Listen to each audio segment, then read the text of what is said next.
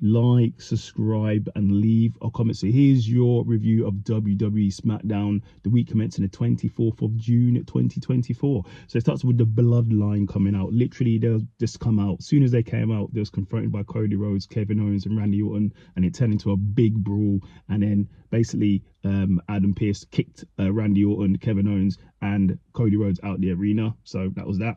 Then we had our first match, which was Jade Cargill, Tiffany Stratton, and Candice qualifying for the Money in the Bank match. Really good match. Go and watch it. Of course, there was interference from Nia Jax. Of course, there was. But in the end, Tiffany Stratton got the victory. Seemed like Tiffany Stratton's been forgiven. I know she got into any hot water for that social media post, but it is what it is. I don't think there was any malice behind it.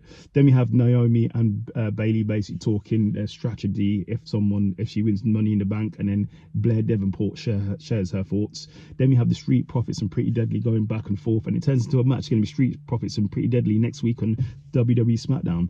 Then we have Paul Heyman asking Solo, what is the plan? What is going on?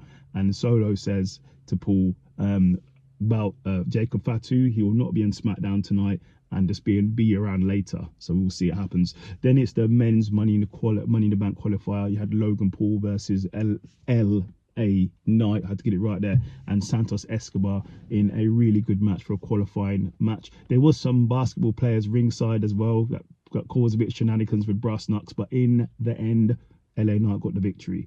Then we have Apollo and Corbin basically talking about the Money in the Bank, and then Carmelo Hayes turns up and talks about when he wins, he's going to get a t-shirt saying Mellow in the Bank, something like that. Well, let's see what happens. Then we have a triple threat match for the women's qualifier for the Money in the Bank. It was Blair Davenport, Naomi, and Indy in a really good match. Go and watch it if you haven't seen it. But in the end, Naomi is going to Money in the Bank.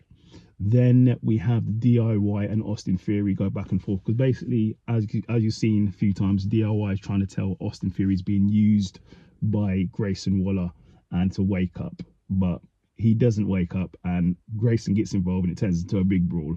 Then in the main segment, the Bloodline come out. So basically Solo comes out, brings out the whole Bloodline. He makes each member acknowledge him. Everybody acknowledges Solo as a new tribal chief for the group, the new head of the table. And then basically he comes to Paul Heyman, and then they take out the tribal beads. I don't know what you call them, like the tribal red beads that Roman used to wear to his matches.